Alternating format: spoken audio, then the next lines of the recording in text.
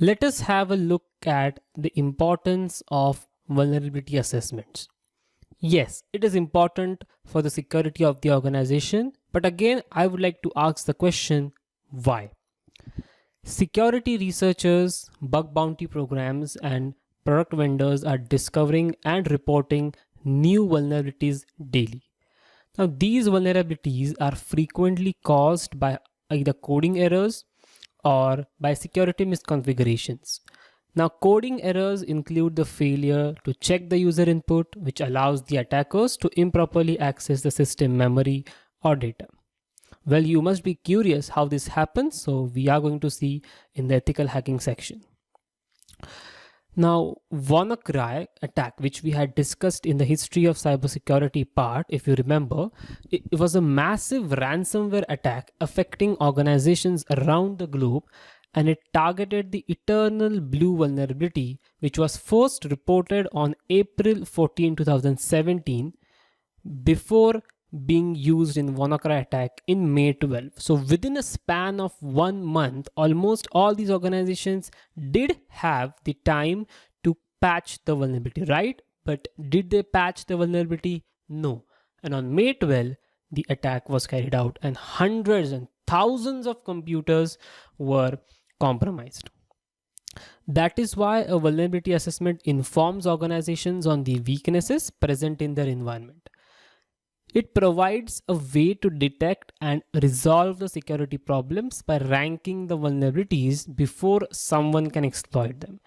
So that is what I was saying in the last lecture, is that the organizations hire experts, third-party experts, to identify the weaknesses for them so that a bad actor won't identify. For organizations seeking to reduce their security risk, a vulnerability assessment is a good place to start. Operating systems are there, networks are there, the applications are there. So these are scanned in order to identify the root of vulnerabilities, which can be found out by different ethical hackers and a team of security experts. Again, it also helps in identifying the threats and weaknesses at the earliest.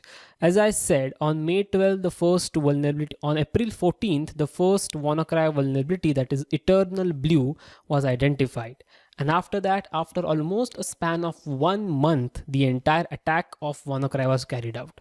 So if those organizations who already patched the vulnerabilities after it was reported was saved from the attack, but those who didn't failed, and therefore their systems got compromised.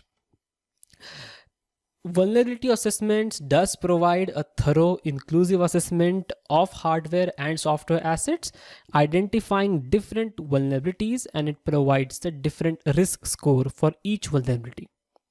Now, a regular assessment program assists organizations with managing their risk in the face of an ever-evolving threat environment, identifying and scoring vulnerabilities so that attackers do not catch the organizations unprepared.